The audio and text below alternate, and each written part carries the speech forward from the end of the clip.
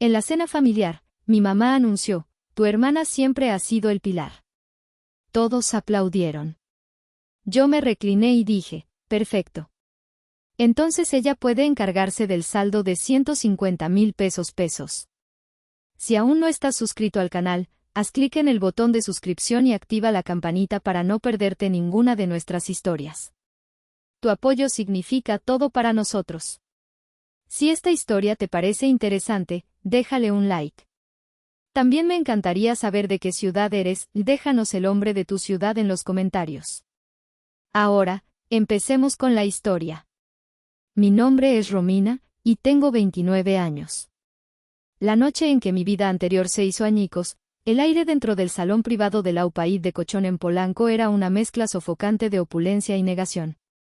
Olía a Boeuf Bourguignon, a la loción de afeitar carísima de mi padre, y sobre todo, a la tensión apenas disimulada que precede a las celebraciones familiares forzadas.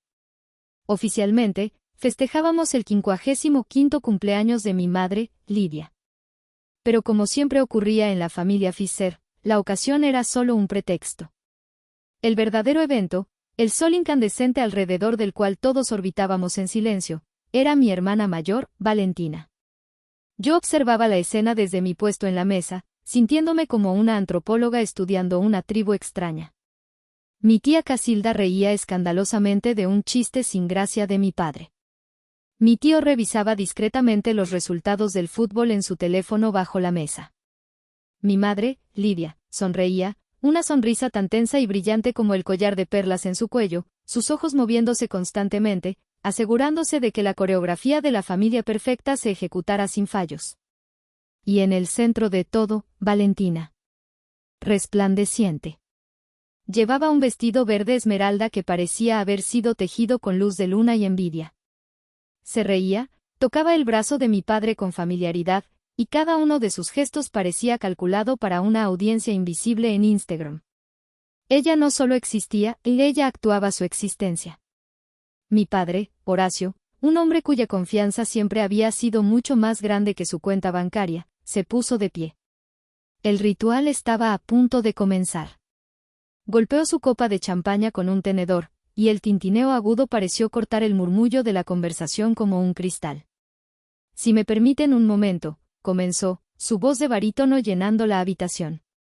Se aclaró la garganta, adoptando el tono que usaba para sus discursos de Navidad, una mezcla de solemnidad y autocomplacencia. Además de celebrar a la mujer de mi vida, mi querida Lidia, quiero que todos levantemos nuestras copas por un verdadero faro de inspiración en nuestra familia.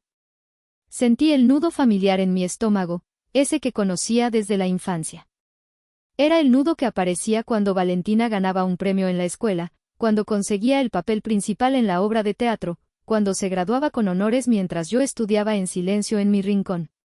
Quiero brindar por mi hija mayor, Valentina, proclamó, y su brazo se extendió hacia ella como si presentara una obra de arte. Valentina inclinó la cabeza, una perfecta imitación de modestia. Por esta mujer que, contra viento y marea, con su pura fuerza de voluntad y su visión inquebrantable, se ha convertido no solo en una empresaria exitosa, sino en el verdadero pilar y orgullo de esta familia. Ella es la prueba de que los sueños se cumplen. Un coro de «bravo» y aplausos llenó la sala. Mi madre se secaba una lágrima inexistente. Valentina sonreía, absorbiendo la adulación como una planta absorbe el sol.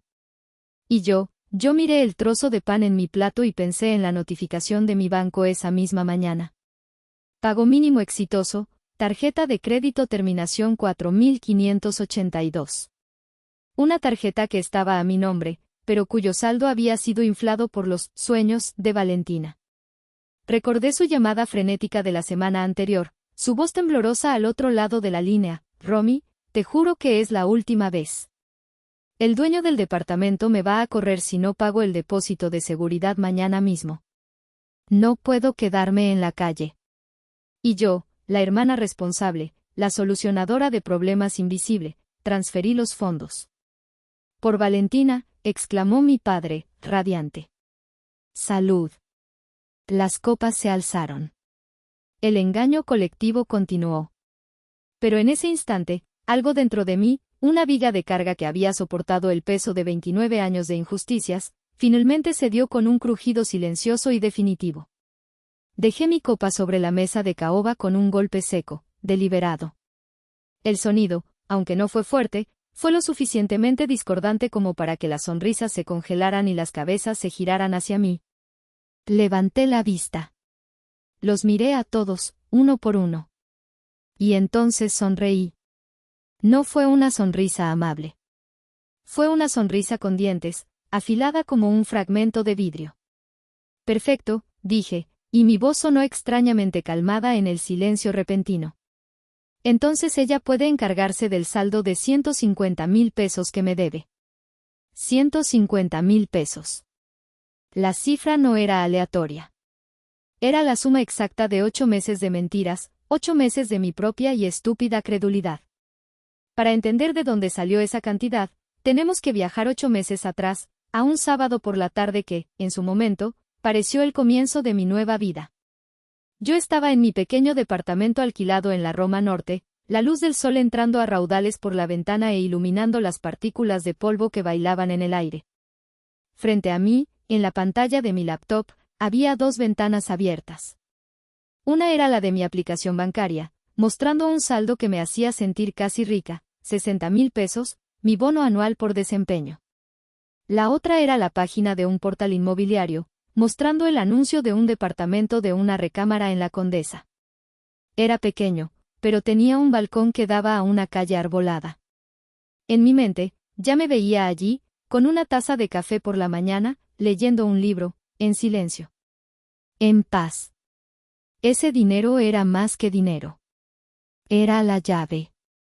Había creado una cuenta de ahorros específica para ello, y en un acto de cursilería privada, la había nombrado Fondo de Libertad. Porque eso era, la libertad de dejar de pagar alquiler, la libertad de invertir en mi propio patrimonio, pero sobre todo, la libertad de tener un espacio físico que me separara del caos emocional de mi familia. El sonido de mi teléfono interrumpió mi ensoñación. El nombre de Valentina brillaba en la pantalla. Dudé un segundo antes de contestar. Hermanita de mi corazón, su voz sonó melosa, un torrente de entusiasmo calculado. Nunca me llamaba, hermanita de mi corazón, a menos que necesitara algo. No sabes, me acaba de llegar una señal del universo. Hay un retiro exclusivo para coaches de alto impacto en Tulum. Lo dirige Kael, ¿te acuerdas que te conté de él? El que escribió, Manifiesta tu realidad cuántica. Es carísimo, pero es la oportunidad que necesito para llevar mi negocio al siguiente nivel, para conseguir clientes internacionales. Yo suspiré, cerrando la ventana del anuncio inmobiliario. Valentina, eso suena a que necesitas dinero. No, no. Suena a que necesito una inversión, Ángel, me corrigió, con esa jerga de emprendedora que había adoptado. Es una inversión en mí, Romy. En tu hermana. Solo necesito 50,000 para asegurar mi lugar. Piénsalo, en cuanto consiga mi primer cliente corporativo, te los devuelvo con intereses. Seremos socias. Me negué. Le dije, con una firmeza que me sorprendió a mí misma, que no podía, que ese dinero ya tenía un propósito. Colgué sintiéndome orgullosa, como si hubiera ganado una pequeña batalla. Pero había subestimado a mi oponente. Ella no peleaba sus propias batallas. Tenía generales para eso. 10 minutos después, sonó el teléfono de nuevo. Era mi madre. Su voz no era melosa. Era un arma afilada de culpa. Romina, me acaba de llamar tu hermana, destrozada, comenzó, sin preámbulos. ¿Se puede saber por qué eres tan fría con ella? La niña solo quiere superarse, salir adelante, y tú, que gracias a Dios tienes un trabajo estable, le das la espalda. ¿Dónde está tu corazón? ¿No te das cuenta de lo frágil que es? Una palabra dura tuya puede hacerla pedazos. Somos una familia, Romina. Y las familias se sacrifican unas por otras. Cada palabra estaba diseñada para dar en el blanco de mis inseguridades. Fría. Egoísta. Sin corazón. La programación de toda una vida se activó. La necesidad de ser la buena hija, la responsable, la que mantenía la paz. Con un nudo en la garganta y sintiendo como mi sueño del balcón en la Condesa se desvanecía, abrí de nuevo la aplicación del banco. Miré las palabras, Fondo de Libertad, y sentí un profundo desprecio por mí misma. Hice la transferencia. 2 semanas después, Instagram se convirtió en mi tortura personal. Valentina no estaba en un retiro. Estaba de vacaciones. Fotos con cocos, pies en la arena, atardeceres con cócteles. Las leyendas hablaban de alinear sus chakras y conectar con la madre tierra. Cuando le escribí para preguntar por el dinero, su respuesta fue un sticker de un unicornio y el texto: estoy vibrando alto, hermanita. El dinero es solo energía, ya fluirá de vuelta. Pero no fluyó. Y a esos 50,000 pesos se sumaron otros. 35,000 para una nueva laptop para sus webinars, que resultaron ser para un viaje a San Miguel de Allende. 20,000 para un problema con el fisco, que se convirtieron en un bolso de marca. Cada vez, el mismo patrón, una llamada desesperada de Valentina, seguida de una llamada de chantaje emocional de mi madre. Y yo, cada vez más débil, más resignada, cedía. Mi fondo de libertad se convirtió en el fondo de sus lujos. Y la deuda creció, silenciosa y tóxica, hasta alcanzar la monstruosa cifra que acababa de detonar en medio de la cena más elegante de Polanco. Esta dinámica de sacrificio y privilegio no nació con las transferencias bancarias. Era un cáncer antiguo, con raíces profundas que se extendían hasta los rincones más lejanos de nuestra memoria. Si uno escarbaba lo suficiente en la historia de la familia Fischer, encontraría un verdadero museo de agravios, exhibiciones permanentes de la injusticia silenciosa que me había moldeado. Una de las piezas centrales de la colección data de cuando yo tenía 16 años. Nuestra abuela materna, una mujer sabia y de pocas palabras, nos regaló a cada una un collar de oro con un pequeño dije de colibrí justo antes de morir. Para que siempre recuerden volar libres, nos dijo. El mío se convirtió en mi amuleto. Rara vez me lo quitaba. Un mes después de su muerte, Valentina fue a una fiesta en casa de una amiga y, predeciblemente, perdió el suyo. El pánico se apoderó de ella, no por el valor sentimental, sino por el miedo a la confrontación. Así que, en lugar de afrontar las consecuencias, construyó una realidad alternativa. Entró a mi habitación esa noche, con los ojos enrojecidos y la respiración agitada. Romy, no encuentro mi collar, dijo, y luego, mirando mi cuello, su rostro se transformó en una máscara de acusación. ¿Por qué tienes tú 2 collares? Fabricó una historia increíble, que yo, consumida por los celos, había entrado a su cuarto y se lo había robado para tener un repuesto. Era absurdo, ilógico, pero lo dijo con tal convicción, con tales lágrimas, que la lógica dejó de importar. Mis padres no me dieron el beneficio de la duda. No hubo un vamos a buscarlo juntas. Hubo un juicio sumario en el pasillo. Mi padre me llamó mezquina y envidiosa. Mi madre me dio un sermón sobre cómo mi incapacidad para compartir estaba envenenando a la familia. Dáselo, Romina, ordenó mi padre. Tu hermana está sufriendo por la pérdida de la abuela. Tú eres más fuerte. Dáselo. Y así, bajo la presión de sus miradas acusadoras, me quité mi colibrí y lo vi desaparecer en la mano de mi hermana. Ella se lo puso, sonriendo entre sollozos, y yo sentí como algo dentro de mí se endurecía, como una pequeña parte de mi capacidad de confiar en ellos se convertía en piedra. Otra exhibición, más sutil pero igual de dañina, fue la de mi primera entrevista de trabajo importante. Acababa de graduarme y había conseguido una entrevista para un puesto de trainee en una de las mejores agencias de marketing de la ciudad. Era la oportunidad de mi vida. La entrevista era a las 10 de la mañana. La noche anterior, Valentina decidió que era el momento perfecto para tener una crisis existencial porque su novio no le había contestado los mensajes lo suficientemente rápido. El drama se prolongó hasta las 3 de la madrugada, con portazos, llantos teatrales y llamadas a sus amigas para analizar cada palabra del conflicto. Llegué a la entrevista hecha un zombi. Mi cerebro era una niebla. Tartamudeé, olvidé puntos clave de mi currículum, por supuesto, no conseguí el trabajo. Cuando volví a casa, con el peso del fracaso sobre mis hombros, encontré a mi madre en la cocina, preparando un té para Valentina, que estaba en el sofá envuelta en una manta.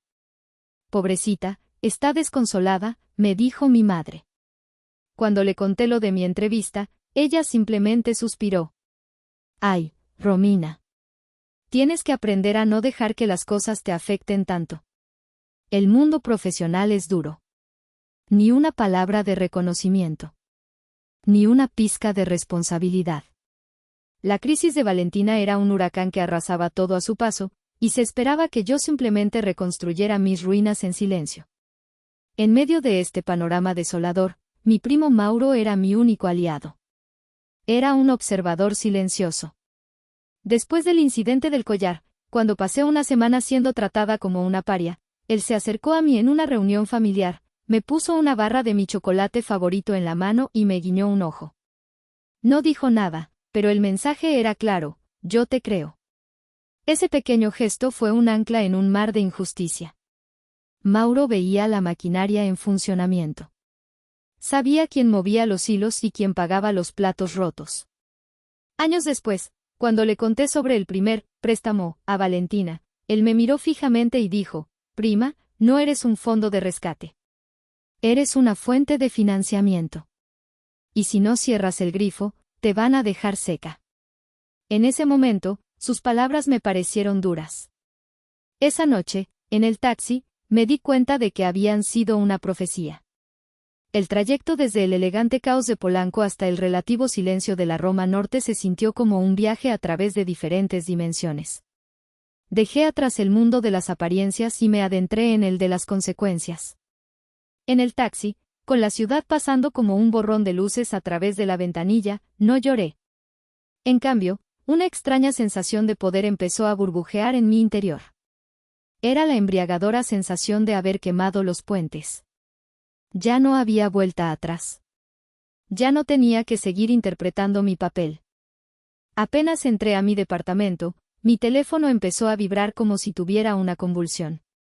Primero fue un mensaje de mi padre: tenemos que hablar. Esto es inaceptable. Lo borré. Luego, una llamada de mi madre. La envié al buzón de voz. Sabía que el mensaje estaría lleno de súplicas y chantaje emocional. Luego, un texto de mi tía Casilda: Rominita, estoy muy decepcionada de ti. Tu hermana no se merecía esa humillación pública. Borrado. Finalmente, llegó un mensaje de WhatsApp de la propia Valentina. Era largo, un manifiesto de autoayuda mal digerida. Romy, comenzaba. Siento mucho que te sientas así. Claramente, hay mucho dolor no procesado de tu parte y estás proyectando en mí tus propias frustraciones sobre el dinero y el éxito. Lo que hiciste esta noche no fue sobre mí, fue sobre ti. Fue un grito de ayuda. Te sugiero que busques un terapeuta para trabajar en tu relación con la abundancia. En cuanto al dinero, como te dije, es solo energía. En lugar de aferrarte a una mentalidad de escasez, deberías celebrar mi éxito como una victoria para toda la familia. Cuando yo gano, todos ganamos. Te envío luz y amor. Namaste. Leí el mensaje 2 veces. La audacia era tan monumental que casi era admirable. Había logrado convertir su fraude en mi problema psicológico. Era una maestra de la distorsión, una Houdini de la responsabilidad. En lugar de enfurecerme, sentí una claridad absoluta. Estaba tratando no con una hermana irresponsable, sino con una narcisista consumada. Y con los narcisistas, las palabras no sirven. Solo los hechos. Decidí no contestar. Mi silencio, sabía, la desconcertaría más que cualquier insulto. Me preparé un té y me senté en mi sillón favorito, el que daba a la ventana. Por primera vez en meses, no abrí mi laptop para revisar mi presupuesto o para ver cuánto más tendría que recortar para cubrir sus gastos. En cambio, me quedé mirando las luces de los edificios vecinos.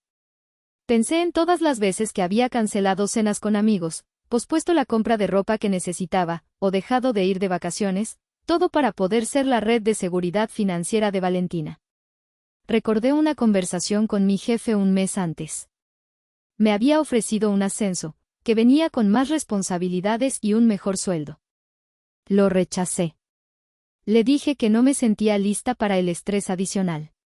La verdad era que no lo rechacé por el estrés. Lo rechacé porque el nuevo puesto requería viajes ocasionales, y sentí pánico al pensar, ¿y si Valentina tiene una emergencia mientras estoy fuera de la ciudad? Me di cuenta, con un horror que me heló los huesos, de que su caos se había convertido en el centro de mi vida. Había estructurado mis decisiones, mis ambiciones y mis límites en función de su irresponsabilidad. Yo no era su hermana. Era su codependiente. Esa noche, en la soledad de mi apartamento, lloré. Pero no fueron lágrimas de tristeza o de ira. Fueron lágrimas de duelo. Lloré por la Romina que había sacrificado sus propios sueños por mantener una paz familiar que nunca fue real. Lloré por la hija que nunca obtendría la aprobación que anhelaba. Y lloré por la hermana que nunca tuve, la que me habría apoyado en lugar de usarme. Cuando las lágrimas se secaron, una nueva determinación se asentó en su lugar. Esto ya no era solo por el dinero. Era una recuperación. La recuperación de mi vida. Después de la noche de la tormenta, se instaló una calma. 3 días de un silencio denso, cargado de palabras no dichas. Imaginaba las llamadas telefónicas entre ellos, las reuniones secretas, el consejo de guerra familiar donde se decidía mi destino como la gran traidora. Sabía que no estaban reflexionando sobre la verdad, le estaban puliendo la mentira, construyendo una nueva narrativa en la que yo era la única culpable. Al 4.º día, el ataque llegó, pero no de frente, sino con una estrategia de guerrilla, sigilosa y manipuladora. Mi teléfono sonó y vi el nombre de mi madre en la pantalla. Mi corazón dio un salto traicionero, una mezcla de pavor y una estúpida y persistente esperanza. Contesté. ¿Romy? Hija, su voz sonaba débil, temblorosa, como el crepitar de hojas secas. ¿Cómo estás, mi amor? La pregunta me desarmó. No esperaba amabilidad.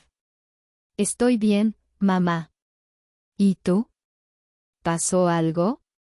Hubo una pausa dramática, seguida de un suspiro profundo. Ay, hija. Ha sido tan difícil. Tu papá ha estado muy afectado por todo el estrés.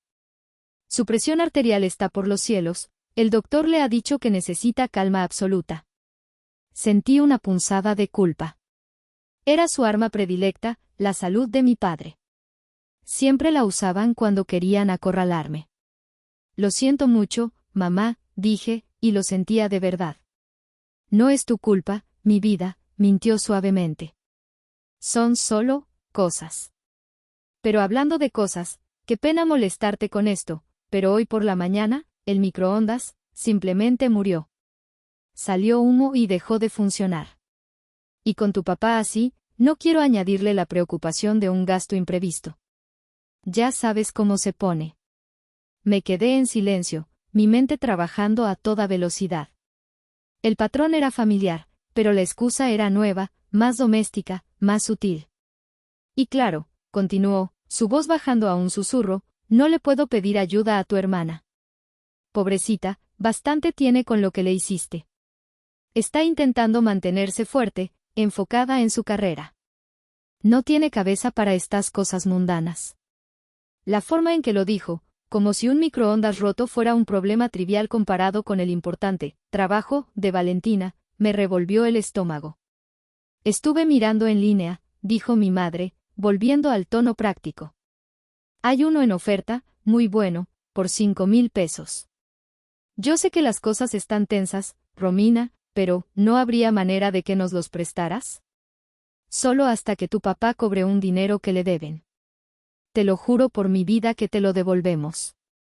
Cerré los ojos con fuerza. La parte lógica de mi cerebro, la que había creado el Proyecto Fénix, estaba haciendo sonar todas las alarmas. Era una trampa. Era una prueba para ver si seguía siendo el cajero automático. Pero la parte emocional, la hija condicionada durante 29 años para solucionar problemas, vio la imagen de su padre enfermo, estresado por un electrodoméstico.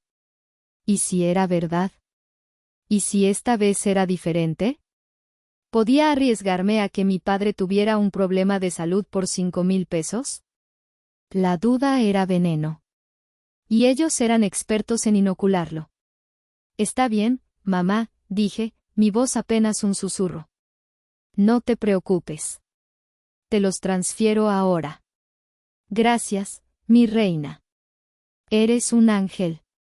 Sabía que en el fondo seguía siendo mi buena niña, exclamó, su voz recuperando milagrosamente su fuerza. Colgó rápidamente, antes de que pudiera cambiar de opinión.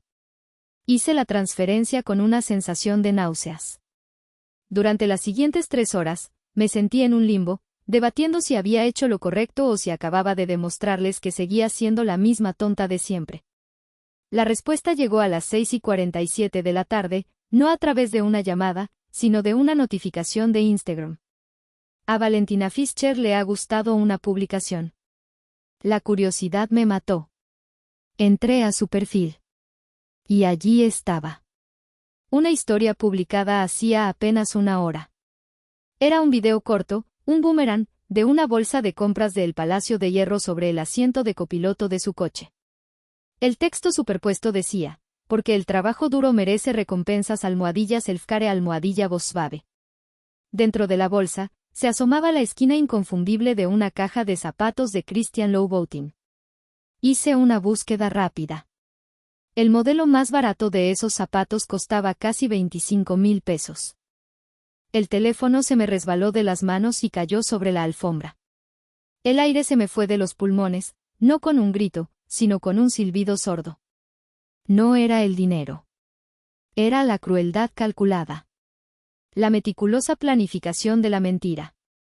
La llamada de mi madre, el uso de la enfermedad de mi padre como arma, todo había sido una operación coordinada para financiar los lujos de su hija dorada. En ese momento, la última partícula de amor filial que quedaba en mi corazón se convirtió en polvo y se la llevó el viento. Ya no había familia que salvar. Solo había una estafa que exponer. Esa noche, el insomnio no fue mi enemigo. Fue mi combustible. La traición del microondas fue el catalizador que transformó mi dolor en una energía fría y metódica. Me senté en el suelo de mi sala, la luz azul de la pantalla de la laptop pintando extrañas sombras en las paredes. El café se enfrió en la taza a mi lado, intacto. No necesitaba cafeína.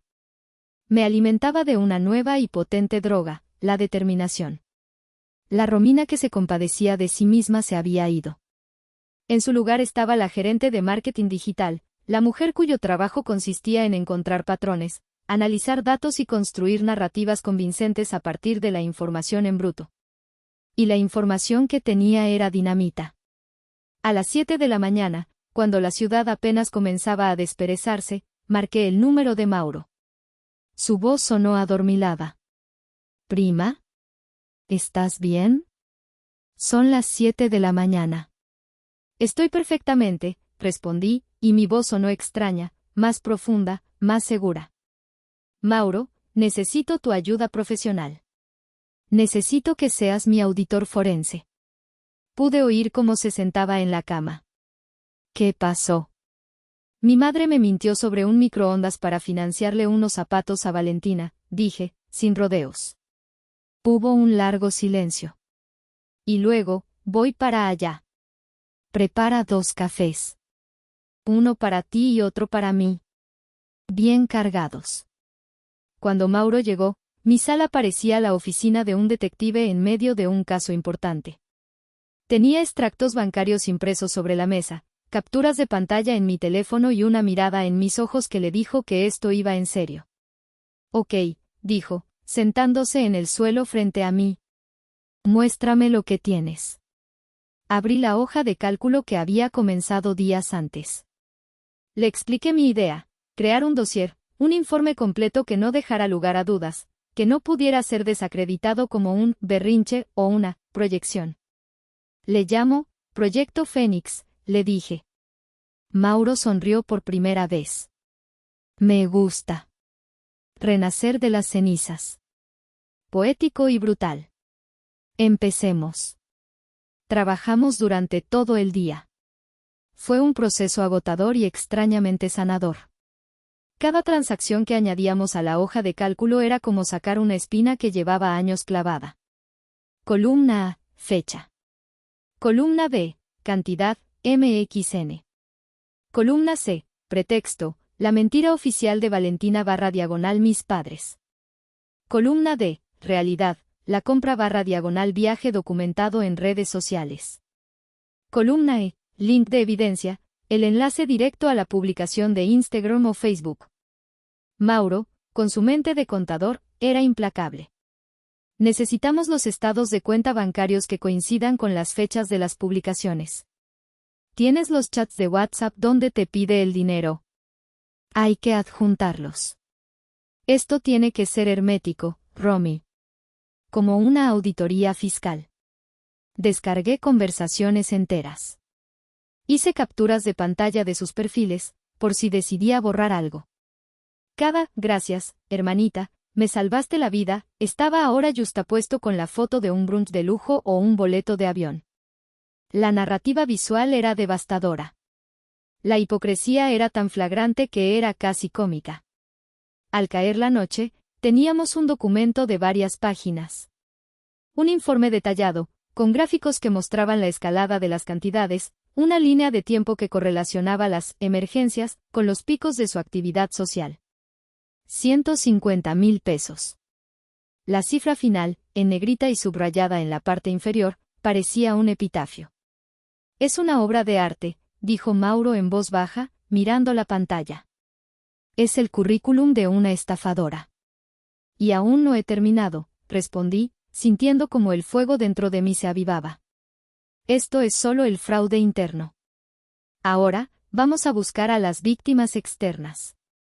El proyecto Fénix estaba a punto de entrar en su segunda fase. Con el dossier interno completado, me convertí en una investigadora privada.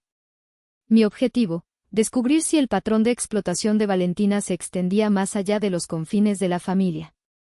Utilicé las mismas herramientas que usaba en mi trabajo para investigar a la competencia: búsqueda de palabras clave, monitoreo de redes sociales, análisis de sentimiento en foros. Introduje en los buscadores de grupos de Facebook y LinkedIn las frases que Valentina amaba usar: mujeres emprendedoras, networking cuántico, sororidad empresarial. Me uní a media docena de grupos para diseñadores gráficos, community managers y coaches en la Ciudad de México. Y allí, en la maraña de publicaciones de autopromoción y solicitudes de empleo, empecé a encontrar hilos sueltos. El primer hilo lo encontré en un grupo llamado Diseñadoras Gráficas de México.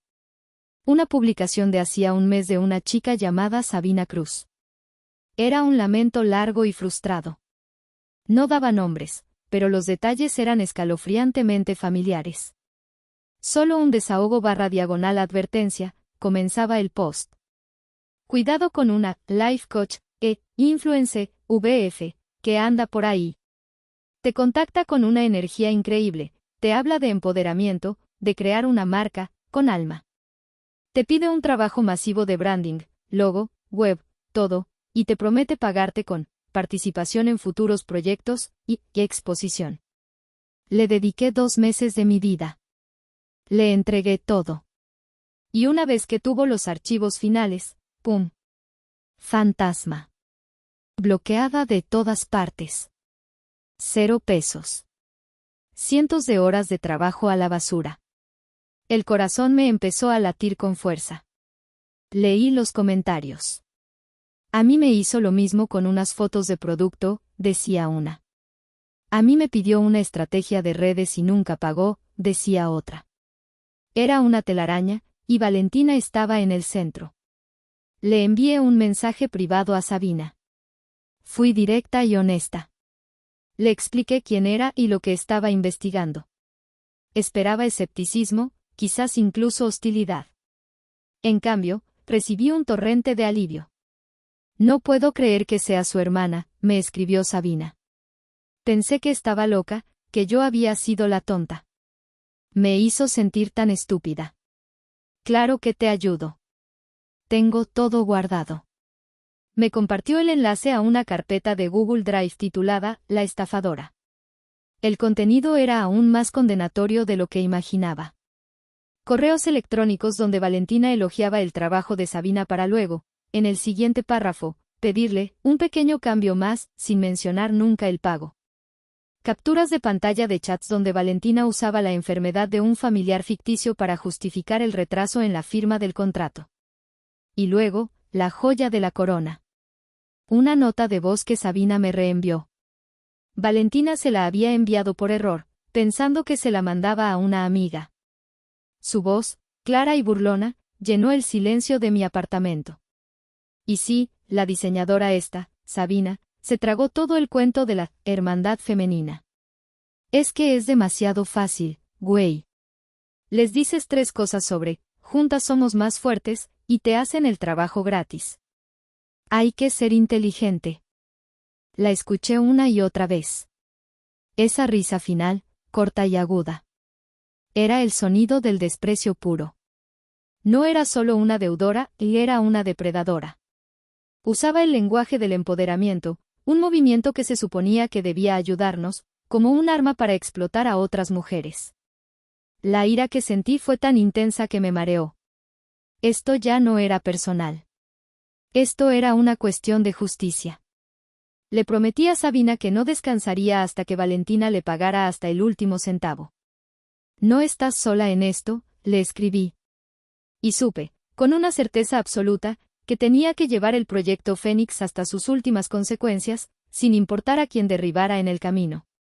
Si llegaste hasta esta parte del video, significa que realmente te interesó la historia.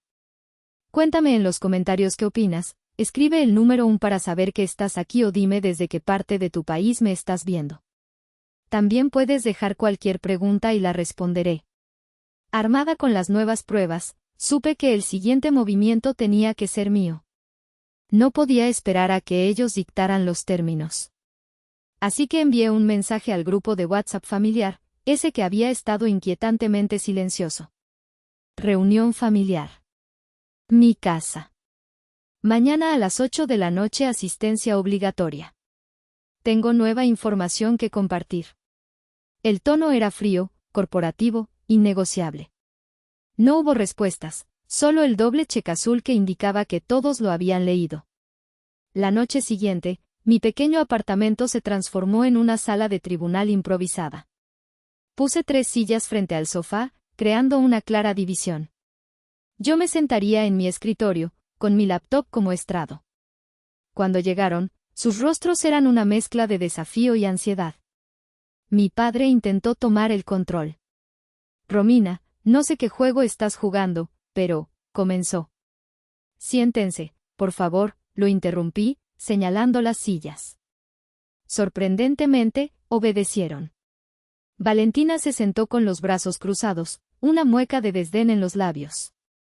Mis padres se sentaron juntos, pareciendo una pareja de acusados. Gracias por venir, dije, abriendo mi laptop. Conecté el cable HDMI a mi televisión, que ahora serviría como pantalla para la evidencia. Como saben, la última vez que nos vimos, discutimos una deuda de 150,000 pesos. Hoy, la agenda ha cambiado. El tema ya no es una deuda familiar. El tema es fraude. La palabra, fraude, flotó en el aire, pesada y fea. Mi madre jadeó. No voy a aburrirlos con los detalles que ya conocen, continué, mientras en la pantalla aparecía el logo del Proyecto Fénix. Vamos a pasar directamente a las nuevas adquisiciones. Abrí la carpeta de Sabina. Su foto de perfil apareció en la pantalla, seguida de las facturas no pagadas, los correos electrónicos, las conversaciones de WhatsApp. Leí en voz alta algunos de los mensajes más manipuladores de Valentina. Luego, preparé el golpe final. Y para concluir esta sección, dije, mirando directamente a Valentina, tenemos una pieza de audio. Pulsé play. La voz burlona de mi hermana llenó la habitación, se tragó todo el cuento de la hermandad femenina. Hay que ser inteligente. El color desapareció del rostro de Valentina. Se quedó boquiabierta, el desprecio reemplazado por puro pánico. Mi padre se levantó de un salto. Eso es un montaje. Es falso, gritó, pero su voz carecía de convicción. ¿De verdad lo crees, papá?, pregunté con calma. Fue en ese preciso instante, en el pico de la tensión, cuando sonó el timbre. Nos miramos, confundidos. Yo no esperaba a nadie. Fui a la puerta y miré por la mirilla. Mi corazón dio un vuelco. Era Julián, el exnovio de Valentina. Abrí la puerta. Se veía cansado, pero decidido. Romina, hola. Perdón por aparecer así, dijo en voz baja. Pero he estado pensando en lo que pasó. Y recordé algo. Valentina usaba mi cuenta de Dropbox para guardar sus archivos importantes. Creo que no tuvo tiempo de borrarlo todo. Me tendió su teléfono. En la pantalla, había una carpeta abierta. Anoche, por curiosidad, entré a ver. Encontré un archivo que creo que te interesará. Se llama Inversionistas. Valentina, que había escuchado todo desde la sala, soltó un grito ahogado. No puedes, comenzó a decir, pero Julián la miró por primera vez, con una frialdad glacial. Cállate, Valentina, dijo, sin levantar la voz. Le mentiste a mis padres. Intentaste estafar a mi socio. Se acabó el juego. Se volvió hacia mí. Te acabo de compartir el enlace. Haz con él lo que consideres correcto. Se dio la vuelta y se fue, dejándome en la puerta con el arma humeante en la mano y mi familia desmoronándose a mis espaldas. Cerré la puerta y volví a la sala. Sostenía mi teléfono como si fuera un artefacto explosivo. La atmósfera era irrespirable. Romina, por favor, suplicó mi madre, con lágrimas corriendo por su rostro. Sea lo que sea, detente. Somos familia. La familia no se estafa entre sí, mamá, respondí, mi voz endurecida. La familia no se usa como un cajero automático. Caminé de regreso a mi laptop y abrí el enlace que Julián me había enviado. Proyecté la pantalla de mi teléfono en la televisión. Allí estaba. Un único archivo de Excel. Inversionistas, XLSX. Hice clic. La hoja de cálculo se desplegó, llenando la pantalla. Era una lista. Larga y meticulosa. Nombres. Cantidades. Fechas. Y una última columna, una columna que transformó el fraude financiero en un acto de crueldad psicológica. La columna se llamaba Notas/Estrategia. Empecé a leer en voz alta. Mi voz era la única que rompía el silencio, cada palabra cayendo como una gota de ácido. Nombre, tía Casilda. Cantidad, 20,000 pesos mexicanos. Estrategia, apelar a la lástima. Mencionar a la abuela. Muy crédula. Nombre, Javier, ex colega. Cantidad, 15,000 pesos mexicanos. Estrategia, coqueteo ligero. Validar su genialidad. Ego frágil. Nombre, Julián. Cantidad, 80,000 pesos mexicanos. Estrategia, venderle el sueño de la Power Couple. Le encanta la imagen. Superficial. Mi voz tembló al leer los siguientes, los que me concernían directamente. Nombre, mamá y papá. Cantidad, variable, recurrente. Estrategia, el victimismo funciona siempre. Llorar si es necesario. La culpa es su principal debilidad. Nombre, Mauro. Cantidad, 10,000 pesos mexicanos. Estrategia, apelar a la lógica familiar. Demasiado orgulloso para admitir que fue engañado. Y entonces, llegué al final de la lista. A mi nombre. Nombre, Romina. Cantidad, 150,000 pesos mexicanos, y contando. Estrategia, presionar el botón de hija responsable. Usar a mamá como intermediaria. La necesidad de aprobación es su talón de Aquiles. Es, básicamente, el cajero automático. Cajero automático. La palabra resonó en la habitación. No era una hermana. No era una hija. Era una máquina dispensadora de dinero con un punto débil emocional. Levanté la vista de la pantalla. Valentina estaba acurrucada en el sillón, su rostro pálido y sudoroso. Mis padres me miraban con horror, como si acabaran de darse cuenta de que el monstruo que habían creado y protegido durante años era real y vivía en su propia casa. La farsa había terminado. La verdad, en toda su fea y brutal gloria, estaba expuesta para que todos la vieran. El sonido que llenaba la habitación era el de un universo colapsando. La realidad cuidadosamente construida por mi familia durante 3 décadas se estaba desintegrando, y el ruido era un silencio ensordecedor. Nadie se movía. Nadie respiraba. Solo la pantalla del televisor seguía brillando, proyectando el testamento digital de la traición de Valentina. Fue mi madre quien se rompió primero. Un sollozo escapó de sus labios, un sonido gutural, animal, el sonido de una negación que se quiebra. Cajero automático, repitió en un susurro, mirando a Valentina no con ira, sino con una inmensa y desolada confusión. ¿Así es como ves a tu hermana? Mi padre, por su parte, parecía haber envejecido 10 años en 10 minutos. El orgullo y la arrogancia habían sido reemplazados por una vergüenza cenicienta. Miraba el suelo, incapaz de enfrentar la mirada de nadie. El pilar de la familia era un castillo de naipes, y él había sido el arquitecto principal.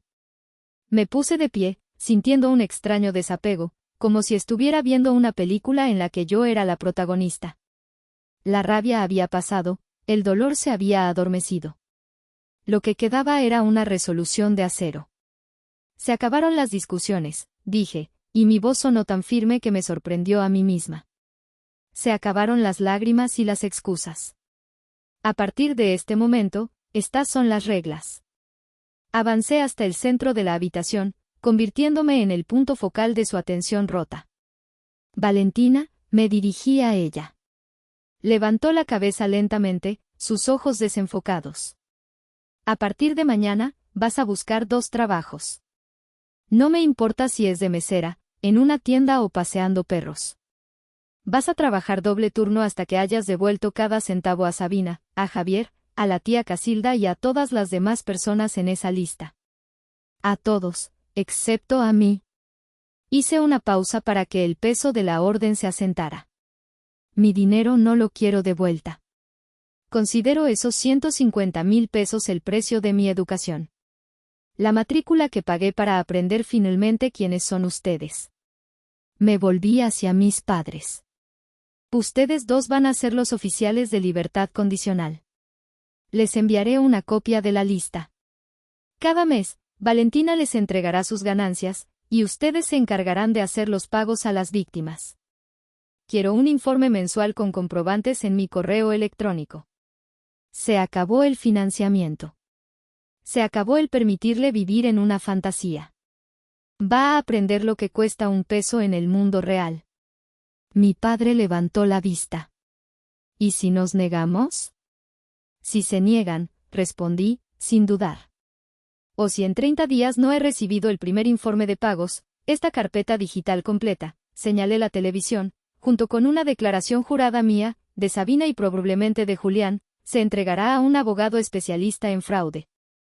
Y me aseguraré de que la historia de la emprendedora cuántica, que estafaba a su propia familia se convierta en el próximo escándalo viral de esta ciudad. Es su elección. No era un farol. Y ellos lo sabían. Y finalmente, dije, mi voz bajando un poco, en lo que a mí respecta, nuestra relación, la de los 4, está terminada. No quiero llamadas. No quiero mensajes. No quiero visitas en mi cumpleaños. Necesito silencio. Necesito espacio para sanar de la toxicidad que ustedes llaman familia. Tomé mi bolso, que había dejado junto a la puerta. Tienen hasta mañana al mediodía para enviarme un correo electrónico confirmando que aceptan los términos. Si no lo recibo, procederé legalmente. Abrí la puerta. El aire fresco de la noche se sintió como una bendición en mi rostro. Antes de salir, los miré por última vez. Eran 3 extraños sentados en las ruinas de lo que alguna vez llamé hogar. No sentí lástima. No sentí odio. No sentí nada. Y esa nada era el comienzo de mi paz. Cerré la puerta detrás de mí, y el clic de la cerradura fue el sonido más liberador que había escuchado en mi vida. Han pasado 6 meses. Escribo esto desde el pequeño balcón de mi departamento en La Condesa. El sol de la tarde tiñe de dorado los edificios y se filtra a través de las hojas de los jacarandas. A mi lado, en una pequeña mesa de hierro, hay una taza de café y un libro a medio leer. El aire huele a tierra mojada y a los panes que hornean en la panadería de la esquina. Este es el santuario que construí para mí, ladrillo a ladrillo, con los restos de mi fondo de libertad. Recibí el correo de mis padres a las 11:58 de la mañana del día siguiente a mi ultimátum. 2 palabras, aceptamos los términos. Desde entonces, el silencio ha sido casi total. Cada mes, puntualmente, recibo un correo electrónico de una nueva dirección que crearon. Es un informe escueto, casi robótico, con los comprobantes de los pagos realizados por Valentina. No hay saludos, no hay postdatas. Es una transacción, la última que tendremos. Mauro es mi único vínculo con ese pasado. Nos vemos para comer una vez a la semana. Me cuenta, en pequeñas dosis, lo que sabe. Valentina, al parecer, trabaja como barista en un café de Coyoacán por la mañana y como hostess en un restaurante por la noche. Está más delgada, más callada. La máscara de la voz suave se ha caído, revelando a una mujer cansada y resentida. Mis padres, dice Mauro, viven en una especie de limbo, una casa llena de silencios y reproches no expresados. No siento alegría por su miseria. Pero tampoco siento pena. Siento desapego. Son personajes de un libro que ya terminé de leer. A veces, cuando el silencio de la noche es muy profundo, la duda intenta colarse. ¿Fui demasiado dura? ¿Podría haber habido otra manera? Pero entonces respiro el aire de mi balcón, el aire de mi vida, una vida que es honesta, que es mía, y la duda se desvanece. Dicen que destruí a mi familia. Quizás tengan razón. Pero la verdad es que no se puede destruir algo que ya estaba podrido por dentro. Yo no inicié el fuego. Simplemente dejé de ser el agua que lo mantenía oculto, humeando bajo la superficie. Abrí las ventanas y dejé que el oxígeno hiciera su trabajo. ¿Hice lo correcto, o fui demasiado lejos? No tengo la respuesta. Y he aprendido a estar en paz con eso.